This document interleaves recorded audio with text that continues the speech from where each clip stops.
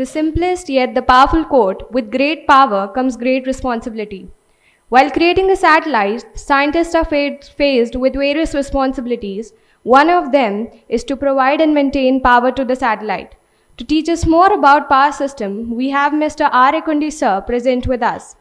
Sir completed his graduation with specialization in electronics from Karnataka University, Dharwad. He started his journey at ISRO Satellite Center in 1977. He has made significant contributions in the area of spacecraft power system. He was actively involved in design and development of power electronic circuits and systems for various satellites built by ISRO. He played a key role in the development of power system for the first Indian telecommunications satellite, Apple. His major contribution is in the evolution of power system configuration for INSATs and GSATs. He played lead roles in orbit performance of power system of Chandrayaan and Mars orbiter mission. During his tenure, he held various positions such as project manager for INSAT 2A and 2B spacecraft projects, deputy project director for INSAT 2C, 2D, 2E, Kalpana projects, and associate director for INSAT 4A and 4B projects. He has been conferred with ASI Award for Spacecraft and Related Technologies for the year 2008 and ISRO Merit Award for the year 2012.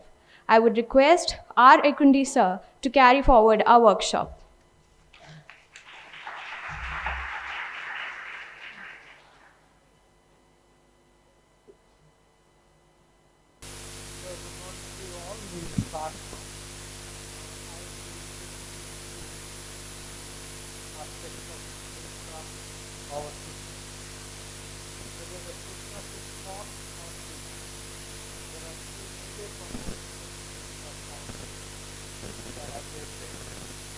So my presentation will cover all those areas in general form, and with respect to small satellites and medium satellites, what are our specific requirements of power system I will be touching upon, and this is a part of the presentation.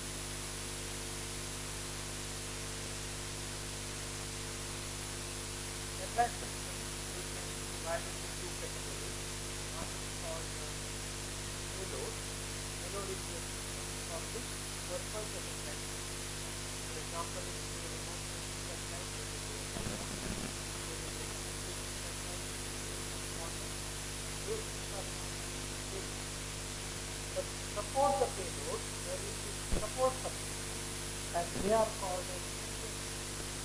They support the requirements of the payload system. Among such space shuttle which went up and comes down in maybe 7 to 10 days, there it needs very high power for short duration, and space shuttle was using fuel cells. So the dependence of the which source you will use depends upon what is the duration of your mission and how much power you need. So generally, coming to the nano satellite part of things, we always plan to work it for 6 months or 1 year or up to 3 years. Though the power is less and since the duration is more, we do need power from solar cells only, and that will be our prime source of power. And energy storage is required, because if you depend on solar energy for the source, sometimes the satellite goes into the shadow of the earth. At that time, the sun's energy is not available. When sun's energy is not available, then you will have to store it into a battery which is reusable, in the sense like you would have seen your UPS system in the house, wherein if main power goes, battery will be supporting the power requirement of your house. In the similar fashion, we will be using a rechargeable battery, a battery which can be recharged, and then we use it for powering the systems. So you are giving uninterrupted power to all the subsystems in the satellite using this energy storage scheme, and most popular energy storage scheme is the rechargeable batteries. And both these sources, whether the solar array as a source or the battery as a source, they are not regulated powers. Actually, all electronic systems, you all know, they will need some regulated voltage, they will need some regulation of current supply, and for this purpose you need some sort of an electronics, power electronics to control the voltage, to control the current, and to control the charging of the battery, so that you don't overcharge or misuse the battery. So for these conditions, you need what is called the power control electronics, and the job of that is power management between the source and the storage, and power bus control and distribution, and some protection and monitoring provisions also are required. So to give the whole thing in pictorially, what you can see is there is a power source which is solar, and there will be an energy storage which is battery, and the power from both these things are summed up somewhere on the bus, and they are given to the users subsystems, which are nothing but they are considered as a load by power system on them. These are some of the, this is a picture of some of the elements of the power system. The first one there is the solar cell, solar panel, and these are the batteries. These are the batteries, and these are the electronics circuits. I mean, you have the power electronic circuit and a package consisting of many power electronics hardware. Now let us get into detail of how each of these three parts work, and from an engineer's point of view, we should learn how these are working. The first one is the solar cells. They are the ones which convert light into electricity, and you all know that it is a semiconductor device in which once the photons impinge on that, they absorb that energy, and then there will be release of electrons and holes in the junction. There is, it is the most simplest form is a PN junction with a very thin layer of N junction over a P junction, and when photons impinge on that, the energy absorbed by the molecules, they will release the electrons and holes, and when you connect an external load, a current will pass, and this is how the photovoltaic conversion takes place, and these are popularly known as solar cells. And solar cell depends on, there are different materials which are used for converting this solar energy into electrical energy, and to start with we had silicon as the main subject, and there is what is called one efficiency of conversion. So if you sun's energy, if X energy is getting impinged on the solar cell, how much of that is getting converted into electrical energy, that ratio is known as the efficiency. This efficiency is very low in case of silicons. It used to be earlier 10%, 15%, and now the best is 17%.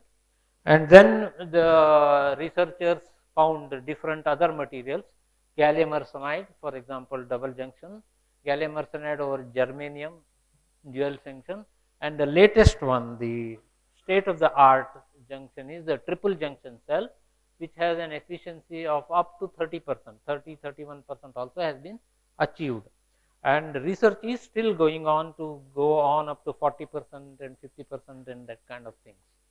So, but I would like to say that the space technology has driven the solar cell research to get more and more efficiency, because in space technology, if you get more efficiency, for the same area you can generate more power, or for the same power you can have smaller area solar panel, which means lesser weight, because everything in spacecraft design is directed towards making things small and lightweight, because the cost of launching is proportional to size and weight. So therefore, the interest in nanosatellites also has come because of trying to do the same job with lesser mass and lesser weight, lesser size. So that's how the research, industry research has been driven by space technology towards lesser weight, more efficient, and lesser size things. So triple junction cells are very popularly used nowadays in all satellites, and for ground use still they are yet to be becoming popular. So a multi-junction solar cell, what it does is it converts most of the spectrum of the sun's energy into electricity. So the graph that you see there is the pattern of the sun's irradiation that is coming and the response of that particular material for that wavelength.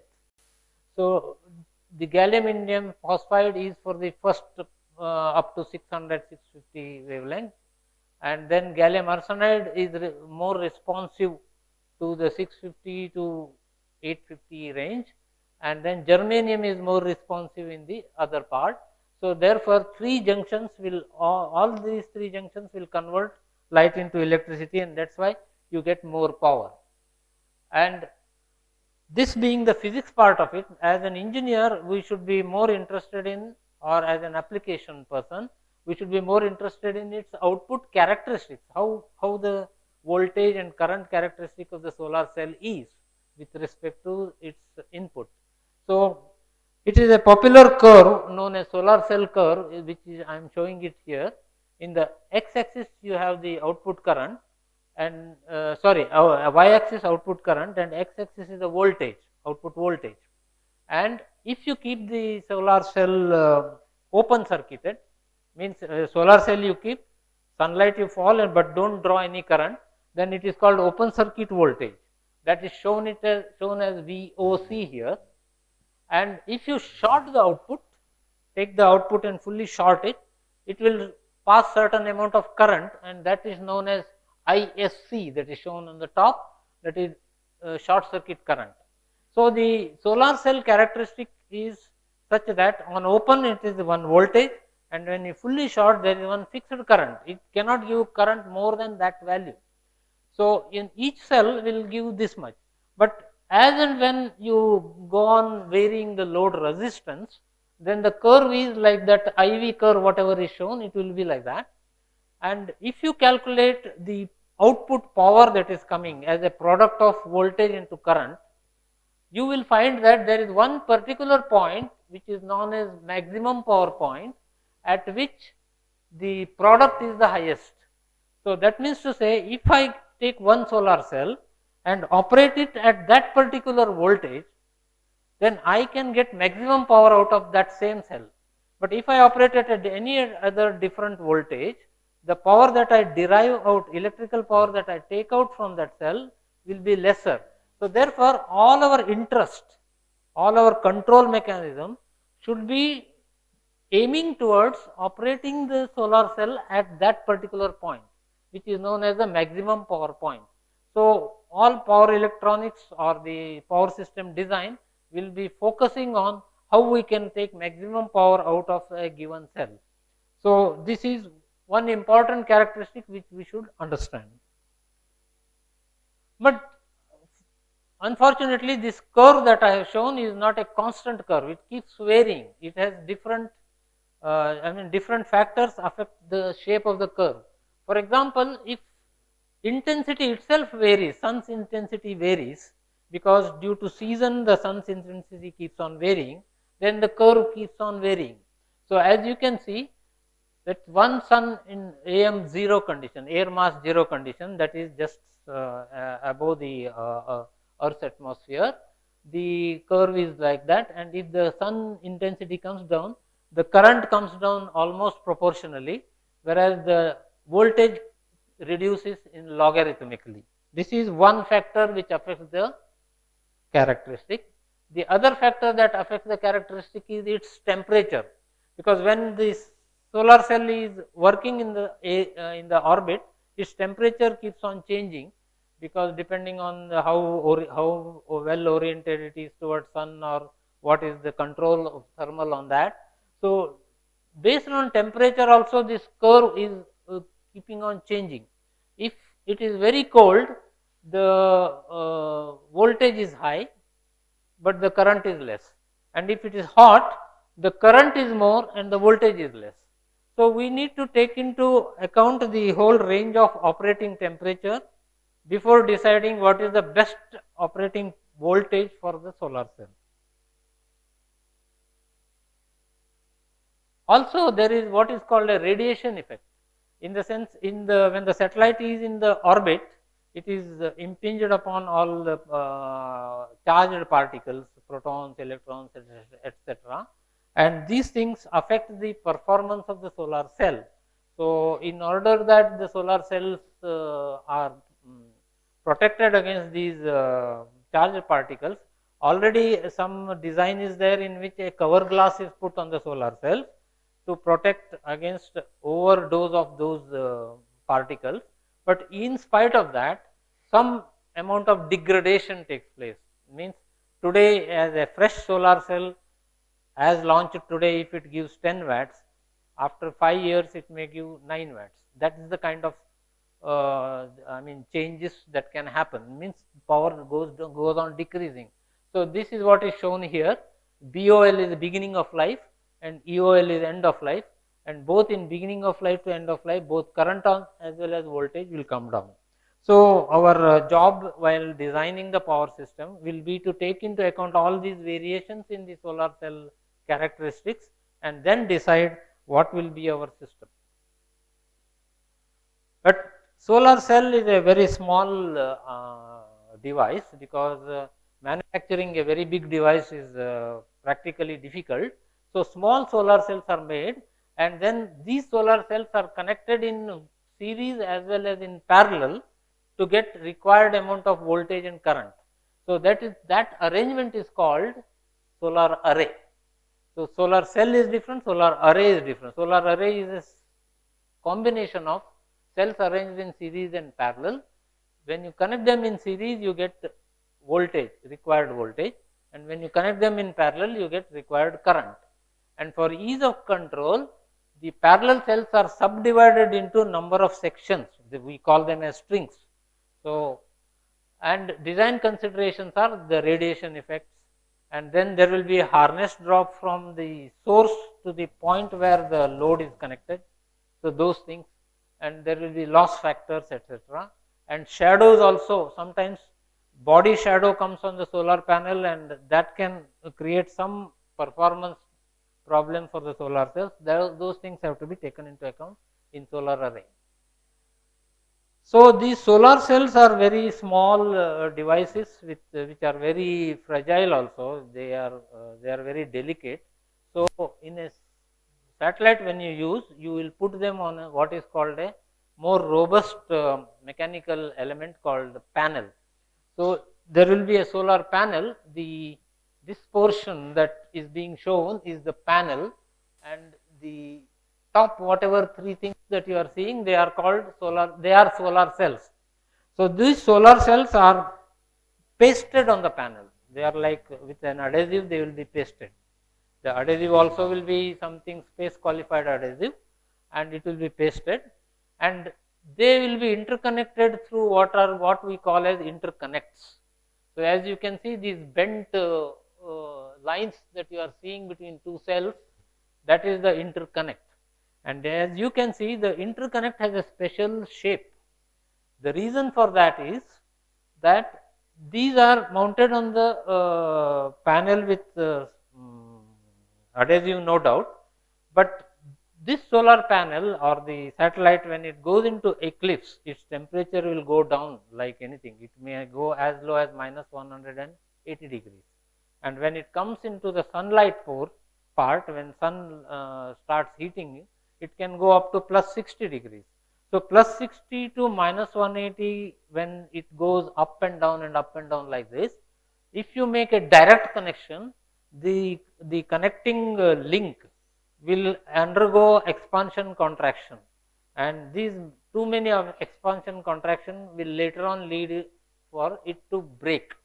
So to control that, to take that into account, these special loops are provided, and these loops are the ones which are designed to take care of thousands and 10,000s and 30,000s of such cycles of hot and cold, and these are not only designed, and they are tested and confirmed that no such problem comes because of these things. So there will be a provision given for expansion contraction of these connections.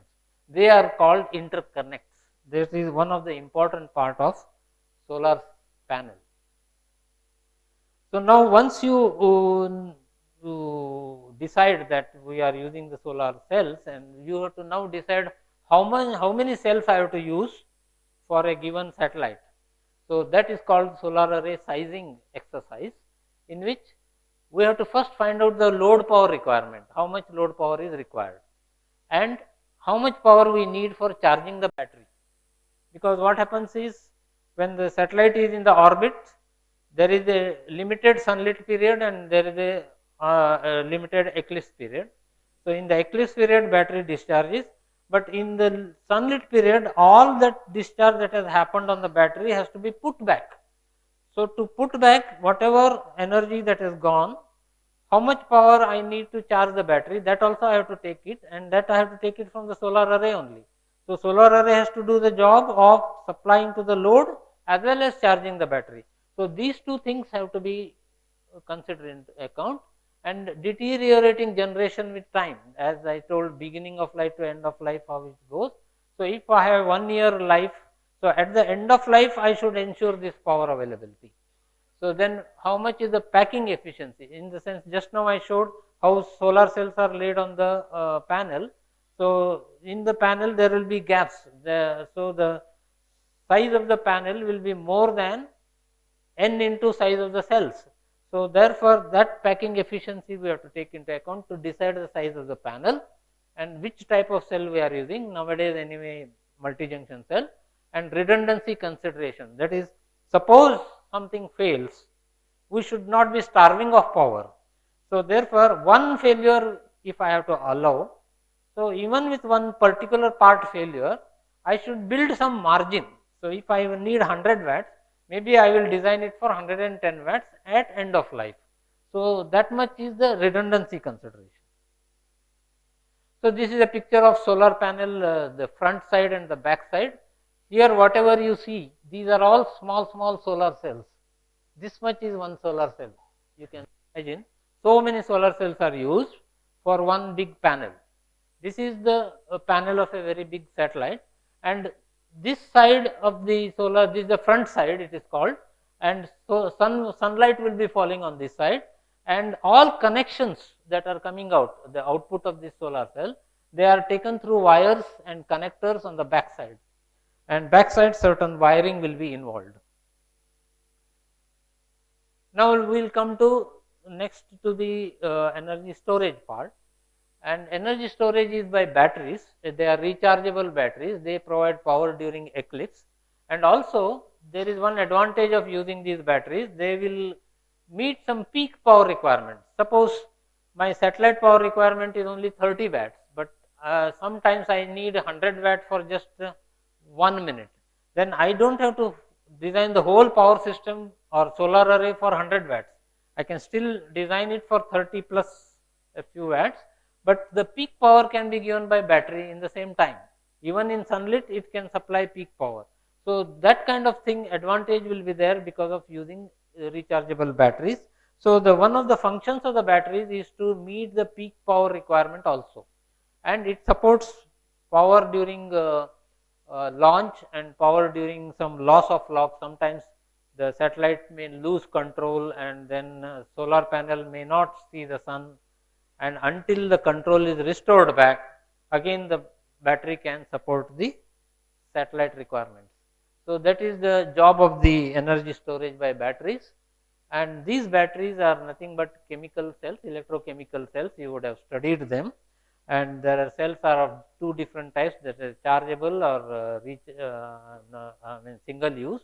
And rechargeable batteries, any cell has got four major components, one anode and a cathode, one electrolyte and a separator between anode and cathode. So they convert chemical energy into electrical energy. And then there are certain terms which as an engineer, when I use a battery, I should know these terms. The terms, first term is known as capacity of a battery. It is called nominal capacity or a nameplate capacity. It is expressed in ampere hours. Any cell when you take, it will be in ampere hours, means it will give that many ampere for that many hours. It is a product of current into time. So 1 ampere hour means 1 ampere for 1 hour, or 0.5 ampere for 2 hours, like that it is. So it is, and its energy is expressed in watt hours. There is voltage into that ampere hour. And there is another called charge and discharge rate. Now we are talking of rechargeable battery. So at what rate I should charge and at what rate I should allow it to discharge, because these are not very any fancy numbers. These are, if you discipline these numbers, the efficiency of usage of that battery will go up.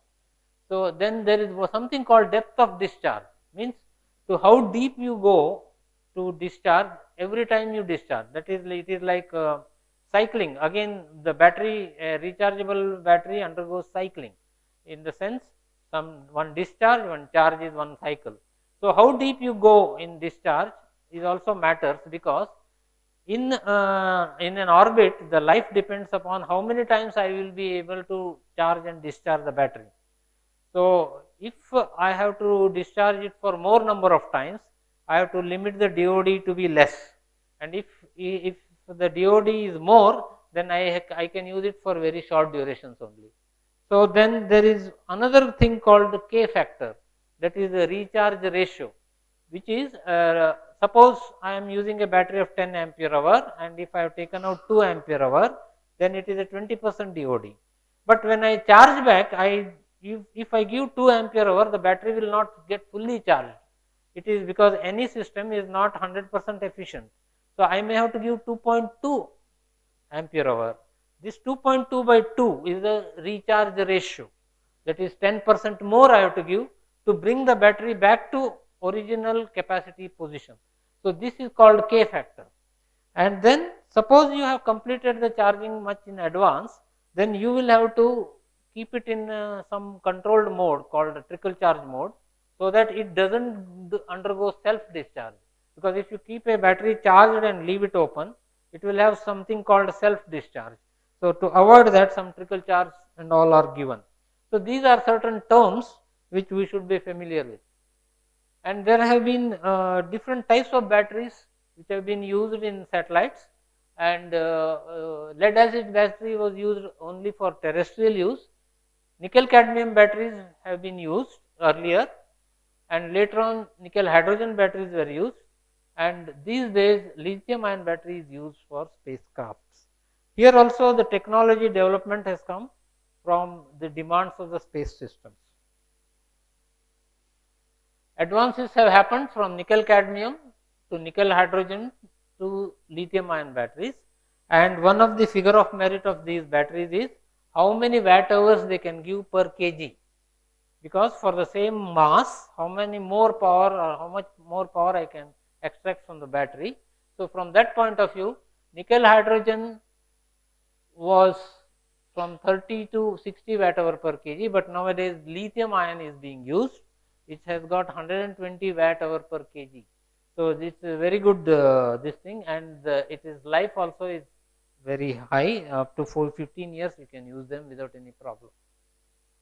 So these are the parameters for the lithium ion cells, and the specific energy is 100 to 140 watt hour per kg, and then the charge voltage is 4.2 volts, and discharge voltage is typically 3 volts, and discharge, you should not discharge below 2.5 volts, and temperature of operation is 10 to 30 degrees.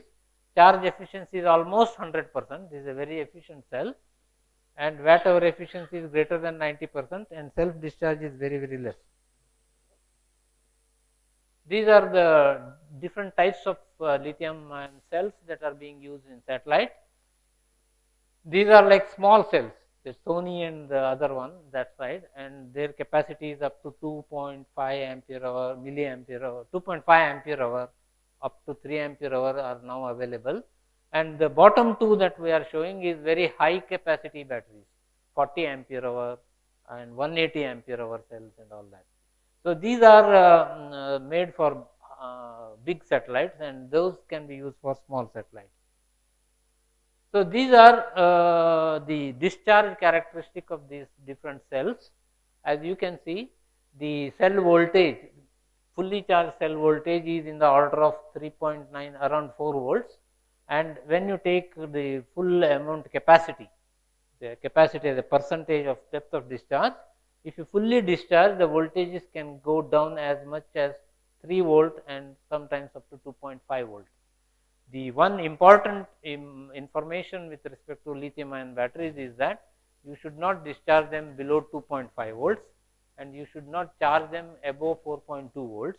If you do that, there will be internally some changes that will take place which will be permanent changes, and they lead to damage or underperformance, and they are not recoverable changes will happen. So therefore, this one care has to be taken while using lithium ion batteries. These lithium ion cells again can be used connected in two different ways. One is called the serial parallel topology, because each cell gives 4 volts only, but I may need 20 volts or something like that. So then we will have to connect those cells in series to get the voltage, and each cell's capacity is, let us say, only 2 ampere hour. But if I want a 20 ampere hour battery, then I have to put 10 of them in parallel to get that 20 ampere hour. So this is the serial and parallel connection. So there are two different ways in which you connect. First you connect all of them in series, and then at the end you make parallel. This is called serial parallel topology. This is more suited for the small satellites, and there is another called parallel first and then serial. So self connect them in parallel, and then each parallel string you connect them in series. So this is popularly used in high power satellites. So limitations, as I told, it is highly intolerant to overcharge and overcharge, and overcharge and short, high, low temperature result in abuse and damage. So you need elaborate charging scheme and cell balancing in battery, and bypass electronics is needed to take care of open mode failure, and then voltage limited discharge needed to avoid irreversible damage to the cell. A bypass switch is a switch that is connected across the cell in such a way that because you should allow for one failure in the spacecraft system. So if the battery cell fails, suppose you have connected them in series, and if one cell fails in open, then you will not have any battery at all, because so in that case a parallel connection is required, and this is called parallel bypass switch. For a nickel cadmium cell which was in the range of 1.5 to 1 volt, the scheme that was adopted was using simple diodes, but for a lithium ion we will have to use a bypass switch which will be operating based on the failure mode. We can either operate that switch by command or autonomously.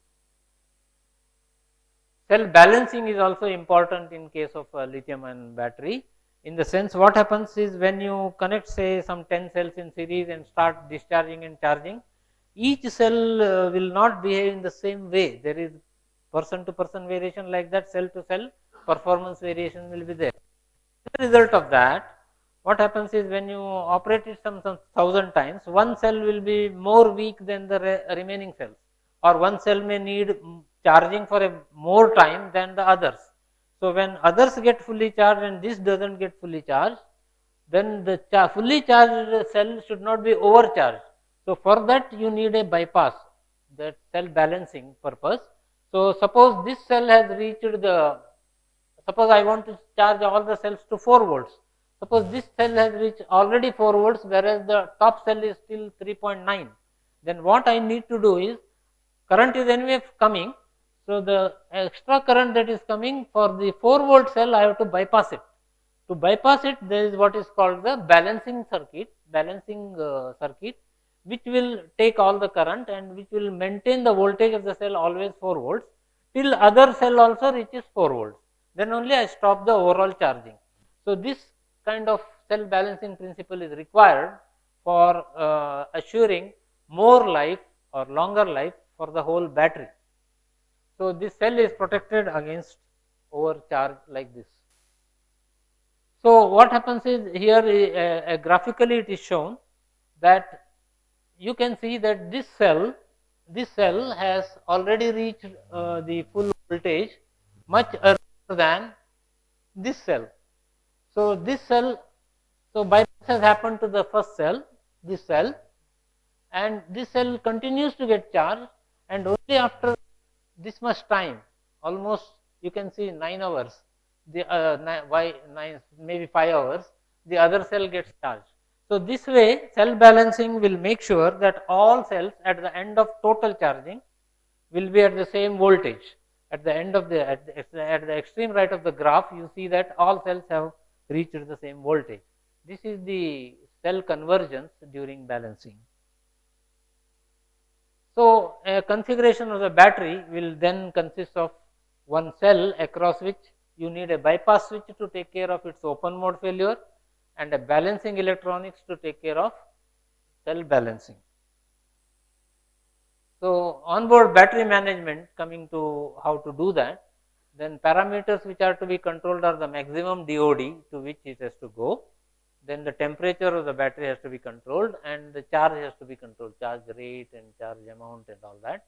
And parameters which are to be monitored are minimum cell voltage during eclipse, because how much deep it goes, and dispersion among cells you have to control. And to do all that, you will have different mechanisms in power incorporate power electronics. So, the power control electronics will come to the third part of the power system, and that will be doing all these solar array output regulation. It will do battery charge and discharge control and battery and bus protection, and it will do bus distribution through DC to DC converters, because all subsystems are electronic systems, they need fixed DC voltages, and those things will be given, and health monitoring as well as some remote control of power system elements, TC, TM and TC.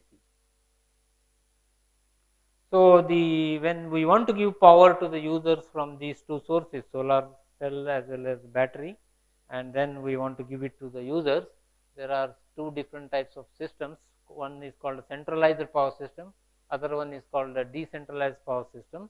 In a centralized power system, it is the number of hardware is less and it is suitable for small satellites, wherein the one single bus is formed and it is given to users. Whereas in decentralized power system, the individual users will be having DC to DC converters. I will come to details about this later. Then the bus can be either an unregulated DC bus or a regulated DC bus, because both solar array output as well as battery are DC power sources essentially. So, the power bus, that is the common point from where power is taken, is essentially a DC bus, and that bus can be either a fixed bus or a variable bus. So, then in an unregulated bus, what happens is solar array output is through a diode connected to the battery. So, the bus becomes equal to the battery voltage, and the battery voltage will be going down and coming up based on charging and discharging, and then a shunt control will be done to regulate the current that will flow into the battery. So, suppose the current into the battery is exceeding or the battery is fully discharged, then some section of the solar array is cut off. So, that is the simple system of unregulated bus.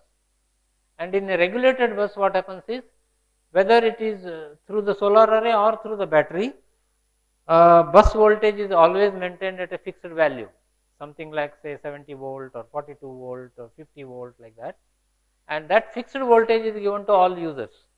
So, in this case what happens is, since battery voltage keeps on varying based on charging and discharging, a discharge regulator, BDR, battery discharge regulator is put. It is an electronic DC to DC conversion again, and it will regulate the output voltage to a constant value, and solar array output also is regulated to a constant voltage, and always the bus is at a constant voltage, and through DC-DC converter the different other voltages are given. So, this is the concept of regulated bus. And how to regulate the solar array output, here is a concept. I will quickly go through this, because solar array is a current device. So, if you put one shunt switch across that, when you fully short it, when you make the switch on, the solar array voltage will become 0, and since there is a diode, the bus voltage will be, there will be no current flowing from the solar array to the bus. At that time, you can see a capacitor is there on the bus, that will be supplying the voltage.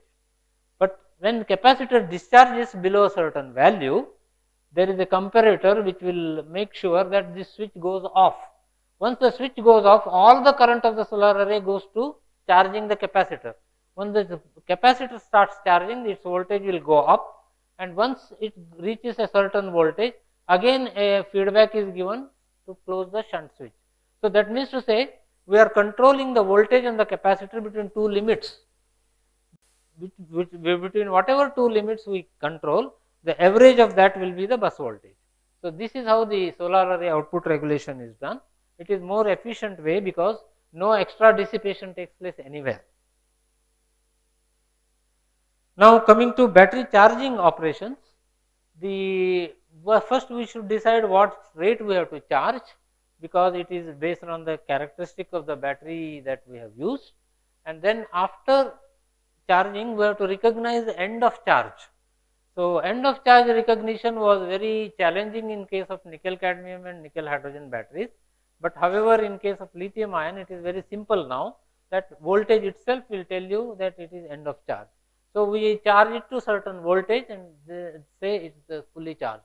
Then next question was what to do after fully charging. Again this was a greater problem in case of nickel cadmium and nickel hydrogen, but in case of lithium ion there is no problem, we can even keep it open because the self discharge is very negligible. And then there were different schemes used. Earlier when nickel cadmium and nickel hydrogen were used, we were using what is called a taper charge regulator and optimum power tracking charger, and we were using charger array, charger strings and sequential charging. These are very greater in details for mostly applicable for high power satellites, so I will not dwell into too much of this, but still give a small introduction. A taper charge regulator is the one in which you charge the battery up to a certain voltage and control that voltage, then the current will slowly taper it down. The colored line is for the current, then the current will slowly taper down and the voltage is always fixed. So during sunlit, when the battery is fully charged, the already 40 volt is reached and then it is maintained at that voltage and the current slowly tapers down. This is what is called the taper charging. And then coming to the power distribution now, the DC power bus switching on off is usually accomplished with the relays, because some subsystems have to be switched on and switched off, that is done through relays. And power to the electronic circuit is supplied by DC to DC converters, because supplies will need some system will need 5 volt, 3.3 volt, 1.2 volt, some systems will need plus 15 and minus 15 volts, and those things are all generated using DC to DC converters. They isolate the system also from the bus, and then centralized power conversion is used on small spacecraft. And DC-DC converters are electronic circuits which generate from one DC to another DC by doing what is called chopping operations. Choppers they use, and then switching regulators are used, and there is what is called a frequency of operation of these switching regulators. Higher the frequency of operation, the size will be smaller. So there is a tendency for designing DC to DC converters with high frequencies. Now up to 200 kilohertz, 500 kilohertz DC converters are being developed, and miniaturization also is being done through hybrid modules and surface mount technology. This is a block diagram of a simple DC-DC converter. A DC is chopped and it becomes AC, then there is an isolation transformer. After that the transformer ratio will change the output voltage, and after that when you rectify and filter you will get again a DC voltage. Now in the design of power system, this is most important, the energy balance, that is, so that every eclipse after eclipse the battery is still remaining fully charged. So the WH minus means watt hour taken out is what is first calculated, that is eclipse power into eclipse time is watt hour taken out. So watt hour taken out divided by normal discharge voltage of the battery is ampere hour taken out. So this is the one calculation that you have to do, and then ampere hour rating of the battery you have to decide based on this number divided by depth of discharge, because depth of discharge you have to decide based on life, 20%, 30%, 40% of that order. So then watt hour plus that what you have to give back is K times that recharge factor was there, no, K times watt hour minus. So this will be the deciding what is the charge power, The charge power will be what watt hour you have to put back divided by sunlit period, how much period you have. So, once you know that, then the solar array power should be greater than or equal to the sunlit load power plus this charge power. Then only energy balance will be there. That means to say, in simple terms, generated power from solar array is sufficient enough to charge back whatever battery has lost in eclipse. So, this is called as energy balance equation, and this has to be positive in our design. And solar array sizing is done based on this solar array power requirement, and the number of total generated power should be greater than that, and some margin will be kept to take care of failures. And once based on the cell chosen, each cell will have what is called the power density, so many watts per square meter. So, then typically, for example, multi-junction will have 200 watts per square meter. So, using that number, you have to find out the area of the array and also take the packing efficiency into account, and then the number of cells in series you have to decide based on what bus voltage you are deciding, and the number of parallel is based on number of sections that you have to make, and current per string you have to calculate based on generated power divided by bus voltage into number of strings. Now, this is up to now whatever I have explained is applicable to all satellites. Now, I will focus mainly on your small satellite, because a little more knowledge is required with respect to small satellite power system, and most important driving factor is small mass, small volume, small cost and small realization time. We can't be developing the satellite for years together.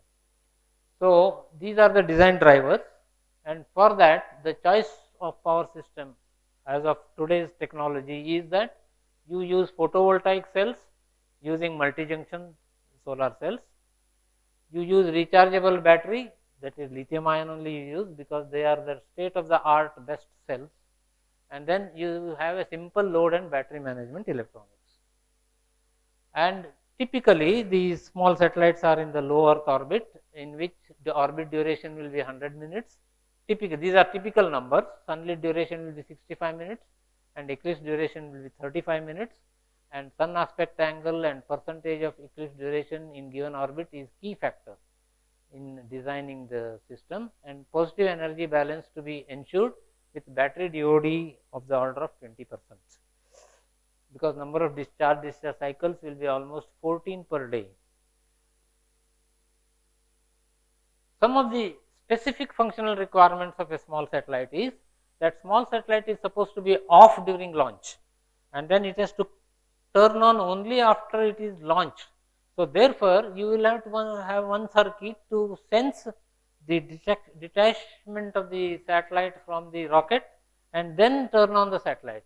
So, small satellites will be in off mode, and there is a snap signal. Using the snap signal from the launch vehicle, the satellite should come on. That is one requirement. Second requirement is, in a small satellite what happens, as soon as it is launched, it is not fully under total of sync. So, that down controlled. To control that also control parameters, control systems will explain you. Some of the sensors and controls they will be working, but their capacity is also limited because it is a small satellite. Their capacity, inbuilt capacity is limited. So, it may take more time for controlling. Unless the attitude is controlled and the solar cells are made to look at battery, your energy balance situation has not arrived. So, for that reason what you need to do is, your battery should be able to support that power requirement up to that point. So, normally the battery capacity in a small satellite design will be little more than what is needed for energy balance or DOD point of view. So, it will be a little oversized for the sake of taking into account the initial attitude stabilization point. And you have to generate power from solar panel once attitude is controlled, and you supply to load and charge the battery, and while charging the battery you have to protect from overcharge. And during eclipse, supply the load to battery using supplied to power using battery and protect over discharging. These are the requirements.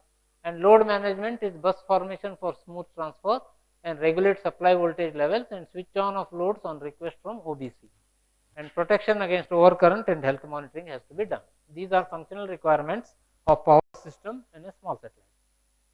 And design is you have to detecting the jettison is mostly power control unit will be in sleep mode at launch, and then it detects the change in voltage as snap connector is removed, and it waits for 2 seconds and then confirms snap, and then waits for 20 minutes after second confirmation, and then switches on the beacon, OBC, magnetometer, all subsystems it will switch on. Similarly, battery charging and discharging, overcharge cutoff at 8.4 volts and charging starts below 6.2 volts. This is one typical example where 4 to 2 cells bus voltage is at around 8 volts. And some ICs are readily available now for battery management as well as bus management. And power management for a 2 series N parallel battery system is like this. When battery voltage falls below 7 volt, payload is switched on, switched off, switched on. And when battery voltage falls below 6.6 volts, all others are switched off. And then when battery voltage falls below 6.3 volts, downlink is switched off. Like that, over discharge is controlled. These are typical approaches. I am just giving one example. When you sit down to make your own design, you may have different numbers, but this is the approach. That is what I am trying to say.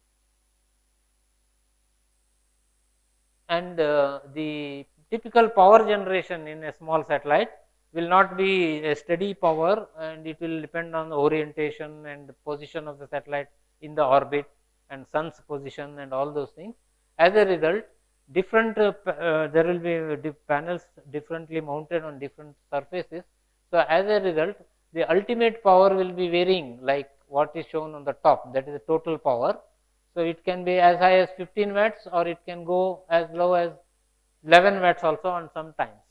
Even in these conditions of power variations, we should calculate the energy balance for this kind of power generation. So that extra exercise will be required for small satellites. And using lithium ion batteries is the best candidate, as I already told, and the 18650, these cells are available, and as of now I think they are developed up to 3 ampere hour per cell. So this can be used, and their specification is like this. Their height and length is 65 mm, diameter is 18 mm, weight is 45 grams and all that. These cells you can connect in series and parallel to get whatever voltage you want. And then battery charging is also through charge regulator, and battery management IC is available. We can use depending on our choice of the configuration, and battery has to be recharged before next eclipse. That is the bottom line statement for energy balance. And centralized power system is used, and direct energy transfer is most welcome for small satellites. And some satellites are using maximum power point tracking charger also, in which the as I have shown, the power may be varying. So that variation you can maximize if you can operate the solar array at that voltage. So maximum power point tracker systems are also available. You can use them to get most out of the available hardware. That's why I have written the last line: centralized power system with MPPT architecture is preferred. So this is the one where BCR is whatever the left side, whatever we have shown, MPPT, that is maximum power point. Each solar section, that is whichever panel is there, it has got a charge regulator, such that the charge regulator input will be corresponding to the maximum power point of that cell. So each battery or each panel's maximum power point is tracked, and that much current is drawn and used for charging the battery. And then once the battery bus is there, the separation switch is the one which will be switched on at launch, after launch, and then 5 volt regulator, 3.3 volt regulator, those are the ones which will give required voltage to the users. In the direct energy system, the solar cell is directly connected to the bus with a shunt switch like the one which I explained earlier, which will be made on and off based on the voltage in the output. Bus voltage is determined by size of satellite and available area of solar panels and number of solar cells that can be accommodated in series. The typical bus voltage is in the range of 4.2 volt, 8.4 volt and 12.6 volt because it will be matching with the number of cells of lithium ion in series. So, and then small satellites are co-passengers, hence battery has to be charged much before integrating with the launch vehicle. So, almost 1 week before you have to fully charge the battery and leave it. And this is another block diagram wherein the same things are again shown, like there is a boost converter for maximum power tracking, battery charger is there and the battery pack is there, and then those switches are for separation, and then buck converter is there, and load protection. Through load protection it is given to different users.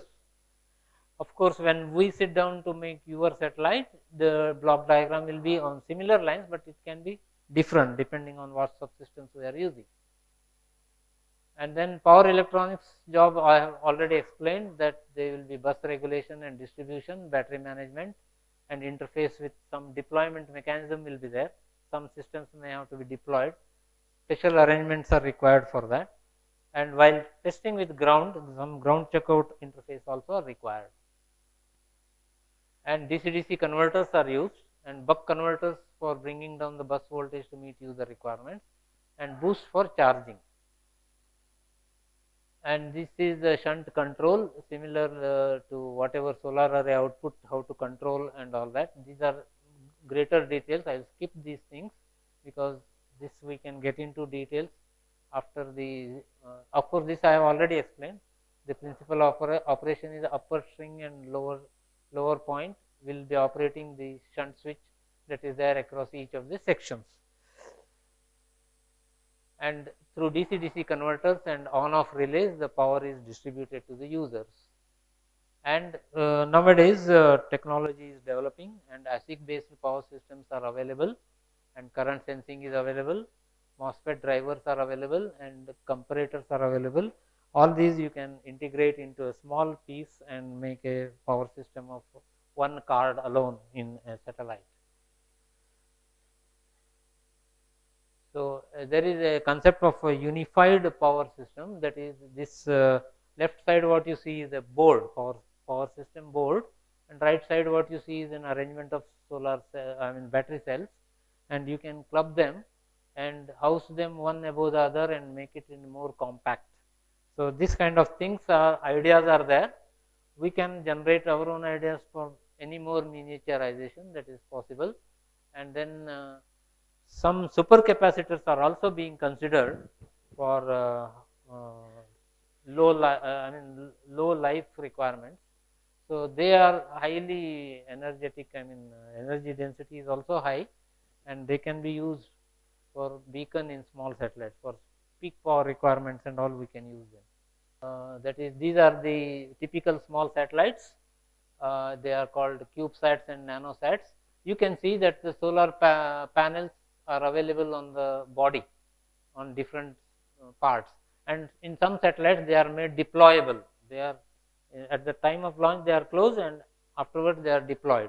So, depending on which solar panel sees the sun at which angle, its maximum power point will be varying.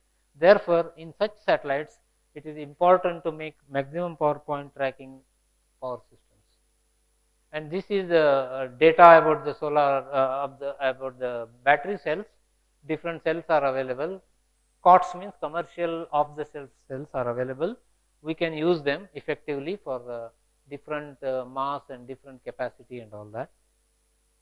And this is the photograph of the hardware of the electronics part, power system, and there are some suppliers available, that data is available. You can just keep it for your reference.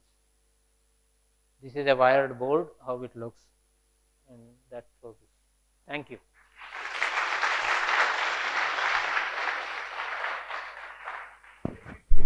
What is the operating temperature of these batteries? It will be 10 degree to 20 degrees of that order. As you have mentioned, this voltage is cutting down the 6 volts, 7.3 volts by using microcontroller. not when you want to control with respect to voltage, you can directly sense the voltage itself. So voltage of the battery itself is sensed, and if it is discharging dangerously low, then we keep on cutting off the loads. So voltage can be sensed directly. The OBC will do all those jobs. Thank you, sir, for your enlightening words. Now I would request Dr. Sanjay K. Sharma, sir, to kindly felicitate our Kundi, sir, with a token of appreciation.